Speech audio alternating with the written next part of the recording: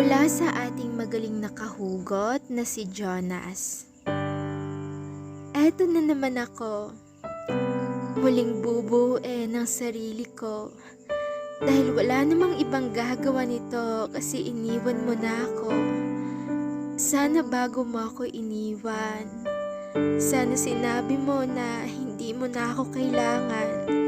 Hindi yung iniwan mo na lang ako ng biglaan, pero yun pala, may iba ka nang nagugustuhan. Habang masaya kayong dalawa, eto ako, hinihiling na sana ako na lang siya. Sana tayo na lang ulit dalawa. Sana babalik ka. Pero alam mo, maraming tanong sa isip ko. Katulad ng tanong na, bakit nagbago? Mahal, bakit ano yung dahilan mo? Bakit ako? Huwag kang mangangamusta kasi alam mo hindi ako okay dahil iniwan mo ako, diba?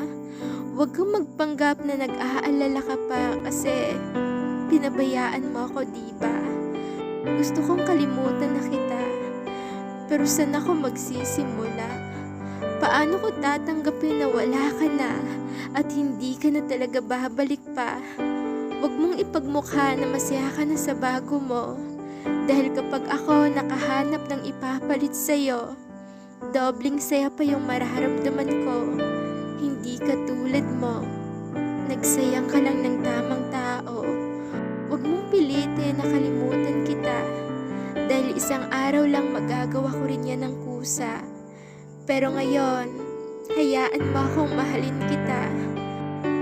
Balang araw, makakalimutan ko din kung paano mo ako pinasaya. Masaya akong nakilala kita. Pero mas masaya siguro kung tayo pa. Hindi katulad ngayon. Halos hindi mo na ako kilala. At ako'y iniwan mo na.